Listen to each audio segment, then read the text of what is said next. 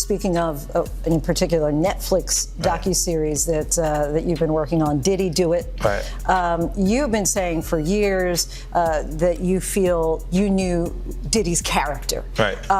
Yet you've said you weren't a part of that lifestyle, you weren't going to the parties. So what makes you so absolutely sure that these kinds of allegations that we've seen against him are true? Well, I'm surprised by the allegations, as surprised as everyone else is. Like, I didn't make the allegations, I didn't tell people to say these things. It comes out, I see it in the news like everyone else, but I did feel uncomfortable with the way you represent the idea of going to these projects. No, fuck, like he called, we should kick it on telephone and shit, after the main shit. Right. And be like, matter of fact, they sent me the girl pictures, like pictures of this girl, like, not the that y'all saw. Now, Fifth, when you continuously call Puff, he doesn't even know what he's saying is like fruity. You know what I'm saying? Like, he said something to and he goes, yo, but me and you, we ain't party. Like, we need to party. What is he talking about? Incense has gone off. When people say that to me, I get a little uncomfortable. This is goes on. So this is a little fruit pie. It's a fruit pie. It's a fruit pie.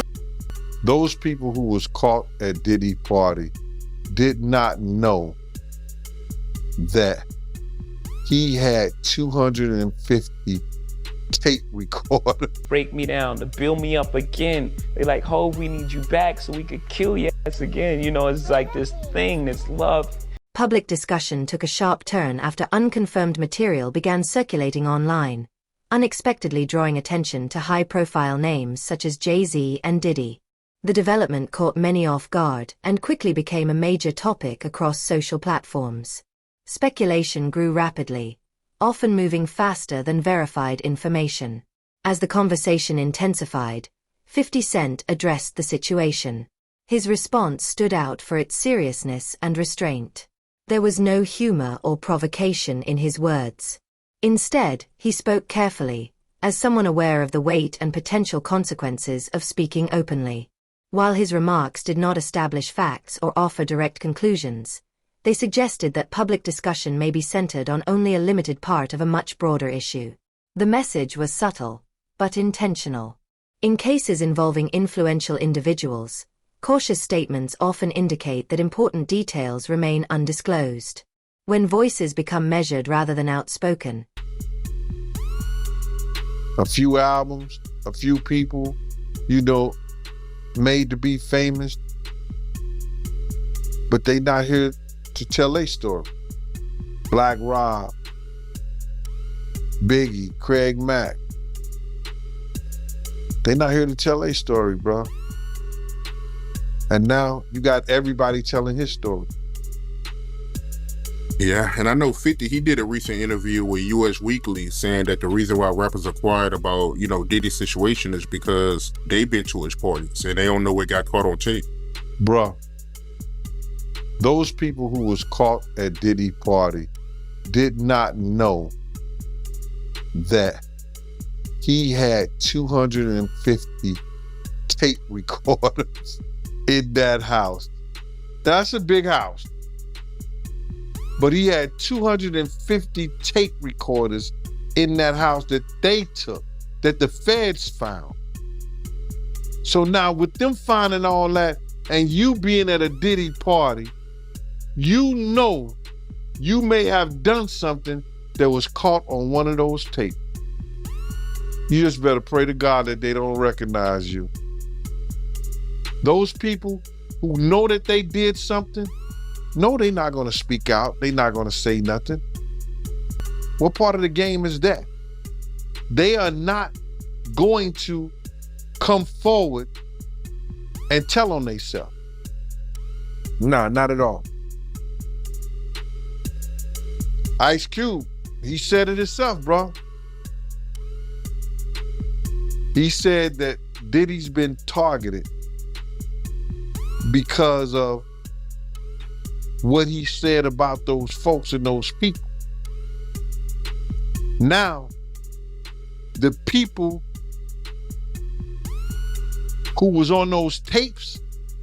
The long-standing tension between Jay-Z and 50 Cent did not emerge overnight. It has existed quietly for many years, shaped by contrasting paths and public personas. Both artists rose from difficult beginnings to build influential careers, yet they approached success in very different ways. Jay-Z became known for restraint, strategy, and a carefully managed public image. In contrast, 50 Cent built his reputation on directness and outspoken commentary, often choosing transparency even when it carried professional risk. These opposing styles have fueled ongoing discussion within the hip-hop community. When 50 Cent recently revisited questions about how success is achieved, he reignited a familiar conversation. The discussion was not about achievements alone, but about perception, authenticity, and the role of presentation in building influence. In hip-hop culture, success often brings scrutiny. As power grows, so does the debate over what is genuine, what is strategic, and how narratives are shaped for the public. That tension remains a central part of the genre's history and its ongoing dialogue. Saying that she knew someone that went through Jimmy Hinchman proffer agreement for a drug case. And the proffer agreement revealed that Jimmy Hinchman, he could have walked away if he would have given up Diddy. What she mean by that? Well, what happened was is that they had 9 different sections with Jimmy Hinchman regarding his proffer agreement. So that means the feds went in there 9 different times to talk to him. And in those sessions, they asked him, what do you know about Sean Puffy Combs or Sean Diddy Combs? I don't think it was Puffy at that time. It wasn't Diddy at the time.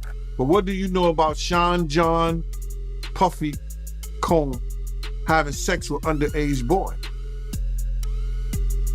And you got to realize, and people never think about this, that Jimmy and his brother, I think they had the same charges. But his brother walked away from that, and Jimmy gets life without the possibility of parole, I think. Which is crazy. For any drug charge. Nobody should spend their life in jail for drug charges. And just drug charges. But I think they try to tie him to some murders or something like that. I don't know that to be for sure. But he shouldn't spend his life in jail for no drug charges. Not at all. So, but they was gonna let him walk. If he'd have probably had to for that proffer agreement, they probably would have let him walk. If he had any information regarding Puff having sex with underage boys. That the feds asked him in 2011.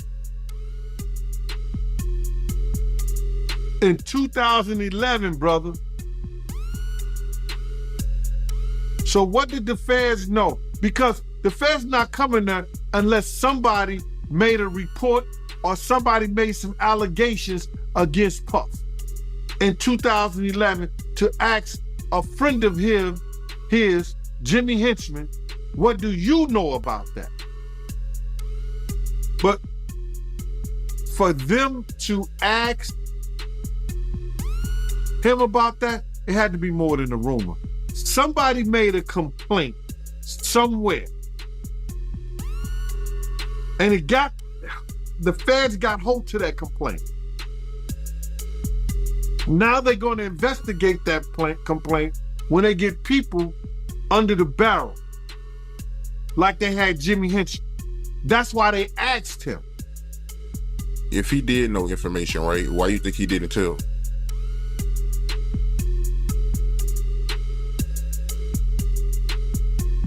Then they would ask, how do you know? And then it comes into play, whereas that if you know of anybody that's in danger in the welfare of a child, and you see that, and you don't report it, you're just as guilty as the person who does it. 50 Cent later referenced an incident unfamiliar to most of the public. It involved a remark made backstage by Jay-Z that was presented as lighthearted at the time. While it appeared harmless on the surface, the moment carried a different meaning behind closed doors and was perceived as dismissive. That memory remained unspoken for years. Only recently did 50 Cent choose to acknowledge it, suggesting that certain experiences leave a lasting impression even when they are not addressed immediately. In creative industries where reputation and self-respect carry significant weight, brief interactions can have long-term effects. Public success does not always resolve personal grievances. Instead, unresolved moments often remain dormant, resurfacing when circumstances change. In environments shaped by competition and visibility, respect is remembered just as clearly as achievement. First and foremost, I just want to say, I know a lot of people want to hear these stories and everything like that, because this is stuff that happened back in the day. And then maybe that if they knew there was going to ever be a YouTube, or they knew there was going to ever be social media, a lot of the stuff probably wouldn't have got played out like it did. But things happen, and these are just stories from the past. I would like to use that as, what you call that, just to clear the facts up what's going on. But it all started, we was in Atlanta. And this story starts when I'm with Puff, and he's in the exotic bookstores and he's doing shopping, right? He's shopping, getting his stuff and everything like that. So, you know, this is the first time I was ever in an exotic bookstore with Puff. So, you know, I'm giving him his space. He's taking things off the shelves and stuff like that, because they gave him a brown paper bag. When they gave him a brown paper bag, he was just putting stuff in there. So I said, damn, you know, he got to go put it on the counter and, you know, show everybody what he's getting. So as he's going, I'm just looking at the places where he's picking stuff from. So there's one part he picked up some things from up here on my left side. And then he picked like quite a few of them down. I'm like, okay. He put them in the bag. So when I went by there and I looked up there and it said butt plugs. And I was like, hey, yo. I was messing with him. Because people don't understand, you know, we was like friends. He was a part of the same gang. So I'm still gonna tease him. I'm still gonna mess with him and everything like that. I could do that. It wasn't just no security thing. So I say, yo, what are you getting this for? And it said butt plugs, and he was like, yo, can I do my shopping by myself? I said, yeah, you could do it by yourself, brother. And he started walking and everything like that. When he got I just waited at the counter. When he got to the counter, he didn't even have to show the guy nothing. He just gave the guy a wad of money. I mean, like, he gave the guy a stack, something like this. And Puff wasn't the dude that carried no 20s and no 50s and nothing like that. And I mean, like, he just said, boom. And we walked out the store. So we had to leave Atlanta and go to North Carolina for a show. You understand? And it was him, this rapper, Sarah, and this other girl. We all got on a G5 The discussion jet. took on greater weight when attention shifted to Jay-Z's business journey, particularly his professional split with Dame Dash. For some observers, that chapter represented evolution and strategic growth. For others, it raised questions about loyalty and the cost of advancement. 50 Cent framed the issue around a broader concern rather than a single event. He questioned whether achievement feels the same when success involves distancing oneself from early partners. Who stands beside you during the climb, and who remains once the summit is reached? While Jay-Z is often recognized for sharp business decisions, the conversation highlighted a deeper theme that extends beyond individual careers. It asked whether victory holds the same meaning when personal ties are left behind. At some point, every influential figure encounters this moment of reflection. As reputations grow, so does the scrutiny around how success was achieved and what was sacrificed along the way. A G5 jet, and we flew to G4 jet, and we flew to North Carolina. So later on that, I think that afternoon, same day, this rapper and him, they all in the room together. You know, it's Sarah, the girl, Puff, and this dude, this rapper. So I'm hearing at the door and stuff like that, like, yeah, so then next thing you know, somebody rang the doorbell. We had the presidential suite where we was at. So I opened the door and the dude said, yo, I'm here for my cousin. I said, who your cousin? And he said, Ja Rule. I said, well, he busy right now. He said, he busy doing what? I said, he with Puff, they're in the room, they busy, they don't want to be bothered. He said, well, I'm going in there. I said, bruh, you ain't going in there because he told me they don't want nobody to be bothering them. He was like, yo, I don't care, man, I'm going in there. That bull like that. I said, yo, bruh, Jesus Christ had to come down here and take the air out of my body before you get in that room right there. Watch. He tried to bum rush me. I grabbed it and threw him against the piano. When I threw him into the piano, Puff and Ja Rule runs out the room. Puff got his towel, Ja grabbing his towel, but they butt the naked. And so then Ja was like, yo, what's going on? Yo, G, that's my cousin. He know me well, you know, and Puff was like, yo, G, what happened? I said, he tried to get in the room. I told him he couldn't get in the room. And he was like, he just looked, Puff looked at Ja. He said, yo, Ja said, you ain't want to go in that room because there's a lot of freaking going on. So I was like, oh, he said it was a lot of freaking going on. So that was basically that story, man. You know what I'm saying? They went back in the room, dude felt a certain kind of way, and he left out. So I seen them at the concert the next day, and they tried to, you know, form up against me. But my man Frank was like, I told my man Frank, I was like, yo, Frank, put yourself in that position. Somebody trying to get in the room, and Ja told you don't let nobody get in the room. What would you do? Now, y'all can do whatever y'all want to do, man, but you know I ain't taking no losses. He said, yo, you good, and that was it. Bruh, when Ja said, you don't want to come up in there, a lot of freaky stuff is going on. You got to use your mind. What they was doing with those butt plugs. Right.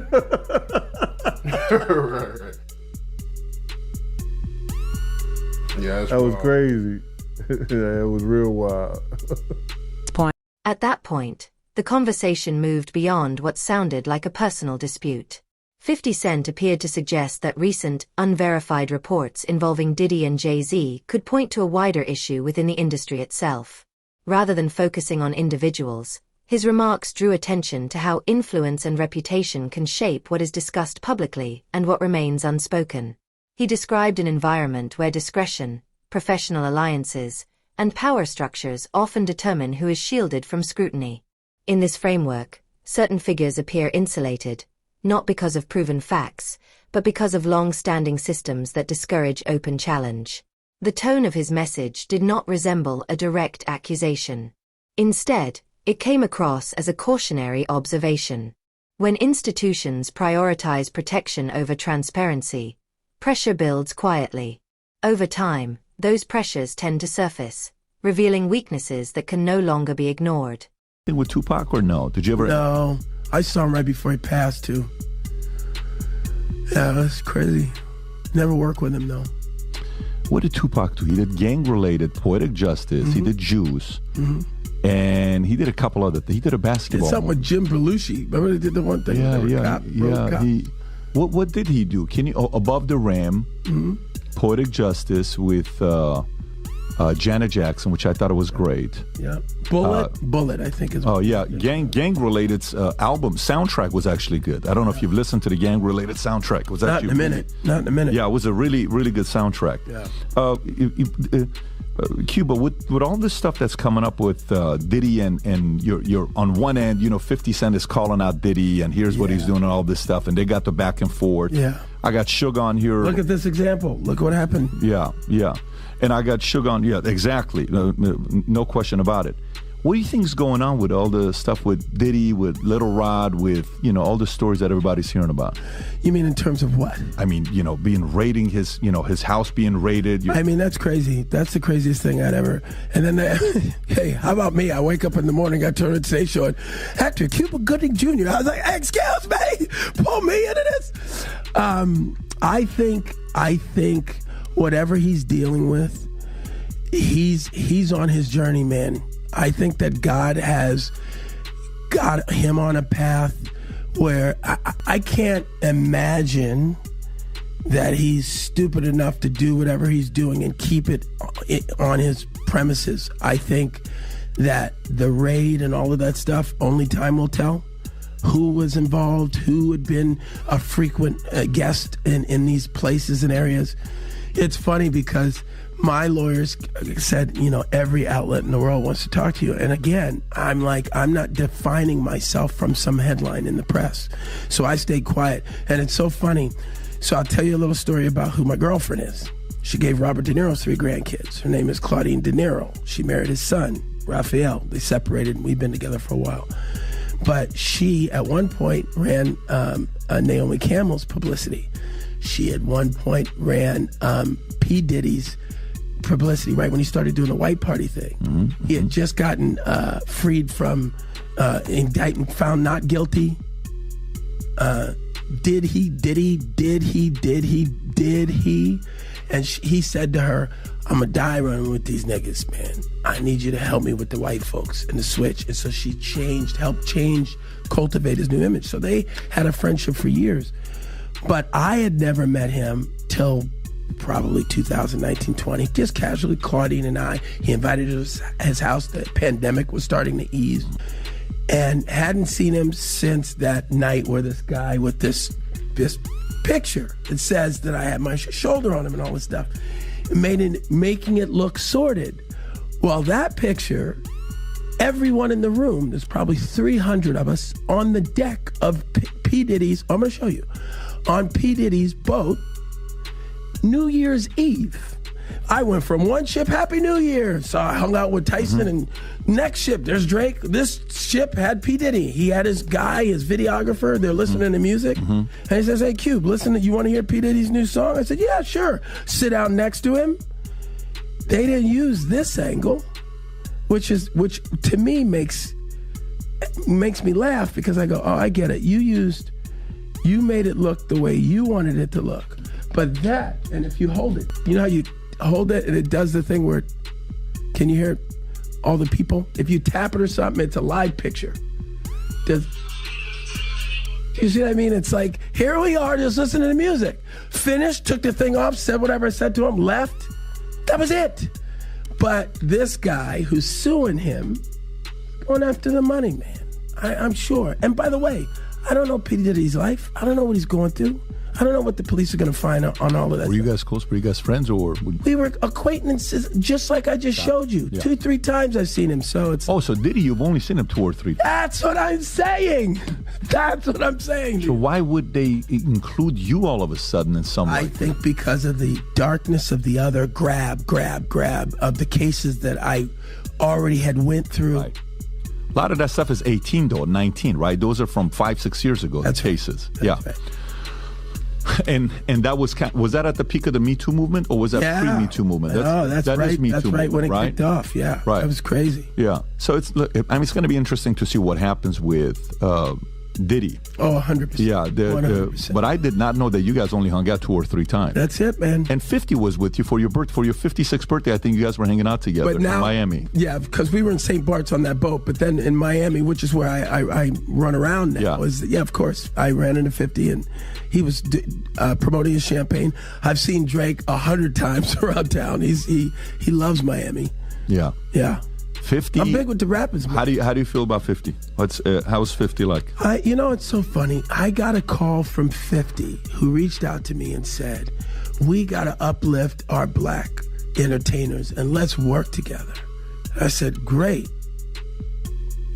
So we'll see, I try not to voice any of my opinion when it comes to the rap songs because just like everybody else, I'm into that music, man. Are you following the Lamar and Drake thing? No, I just heard about that. Yeah, you got it. I mean, that's like a whole. Somebody just got shot today outside of Drake's house. I heard. Did you see that? I heard. So, I mean, it's like drive-by shooting in a gated community. I mean, that sounds a little crazy. Yeah, Drake security guard seriously injured in shooting at Toronto's mansion. Guard was shot inside Drake's home and had serious but non-life-threatening injuries while the assailant fled in a vehicle. Yeah, I say to them, just like I said to Tupac when I saw him in the lobby of that hotel in Chicago. He said, hey, man, help me, man. Give me some advice.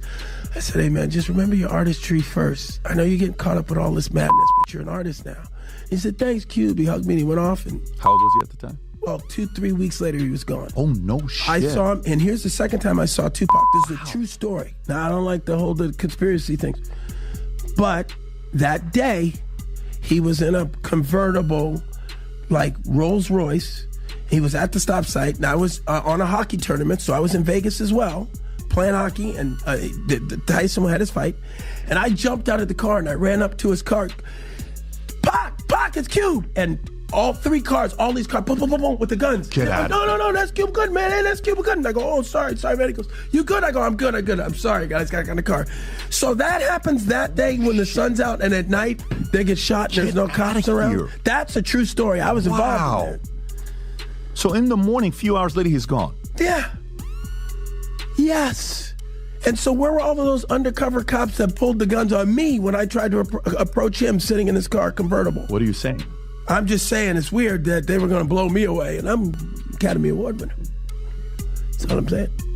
Yeah, because that's 96. So Yeah. and 96, you're like everywhere. I'm the man. Yeah, you're the man in They're like, 96. we don't care. Get away. Back up. That's crazy. Yeah. By the way, what did he pay you for Jerry Maguire? I forgot to ask you earlier. Was that your big payday? No, yeah, at that point, $600,000. What's the biggest you made for a movie? Oh, Snow Dogs. You know, I can't talk hell about Snow Dogs. Whoa, that was a good year. Well, that's 1-2 hit, baby. 13 million total that year. Wow, I made a lot get of money out of that here. year. Good Oh, for yeah. you. You know that money's gone. Good. I already spent that money. Really?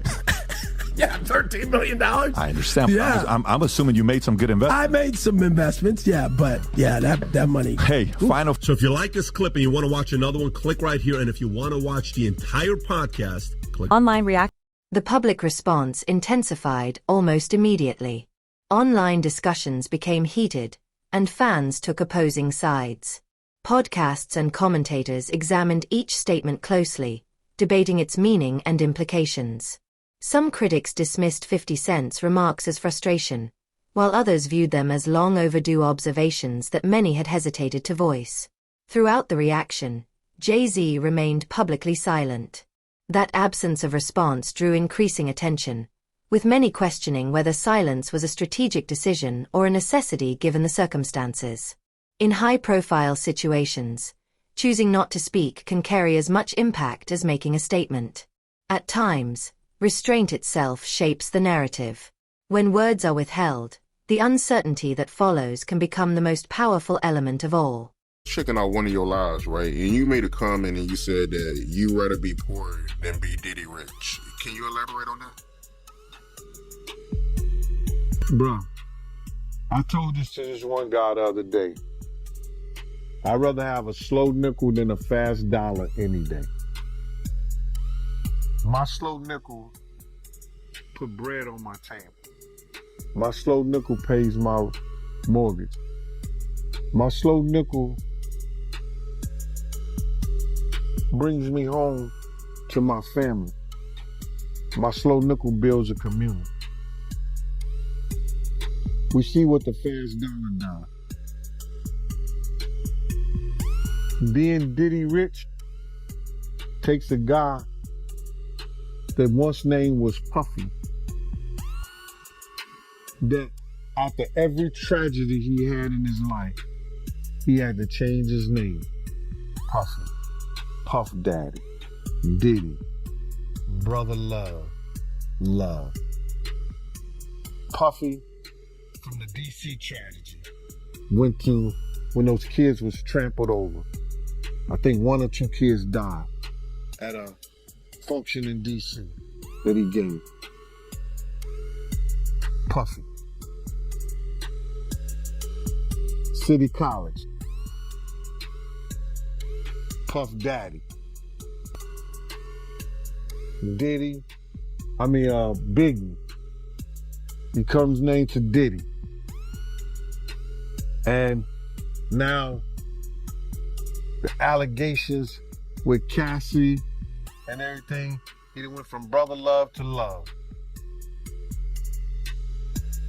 Being Diddy rich have you thinking you something that you're not. That you greater than what you're supposed to be and the people around you. When I say I'd rather be my poor with my peace of mind, with my own thoughts, my own community, my own love, with my family, than to be so rich that I'm thinking I'm something that I'm not. That's what they do, bro. Look how many times, what was that? You ever go to a club, it's a big shootout, and it was the Mirage, and then you come back 2 weeks later, now it's the Zone. They change their name after every shootout. That's what happens. I wasn't in the ad Right. because of look, Jay-Z and them was putting it together. So I think they still harbor some energy towards me. You think you were purposely left out of the ad? No. Oh, okay. I don't think. I think that they were saying the NFL had some issues with me that I don't know what those issues are. Like, I don't, what is the issue?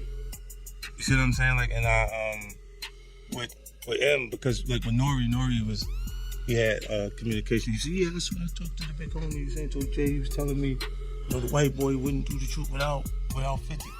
I hit the homie, the big homie Jay-Z, right? And I told him to come pull up on me. And he pulled up on me and he said, Right. And I'm like, that's when I start saying crazy stuff, because I look and I go, oh, that's your big homie. Right? And so you image yourself after a gay painter. Big homie want to look like a gay painter. What are we talking about here? We're talking about Basquiat. He wants to look like a gay painter. Oh my God, I think I know where we're going with So this. now look, what I'm saying to you is, look, when you start looking at, that's not mine, that's theirs, their heartbreak, right? But when you look at, M is looking at the entire legacy. Yeah. The whole thing, like with M, Dre, and myself, like that. At this stage, the two figures appear to stand in sharply different places. Jay-Z has chosen silence, supported by a long-established reputation and a highly successful business legacy. 50 Cent, by contrast, has taken a more public and confrontational stance, openly questioning industry practices rather than distancing himself from them. Both artists have left a lasting mark on hip-hop and its culture. Yet the discussion now centers less on influence and more on reflection. One path emphasizes preservation and control, while the other raises questions about how power is built and maintained. Whether recent developments amount to proven wrongdoing or simply expose how influence operates behind the scenes remains unresolved. What is clear, however, is that visibility without responsibility rarely endures. As public attention eventually moves on and history reassesses this era, the lasting debate may not focus on wealth or status, but on how power was used and what it ultimately demanded in return.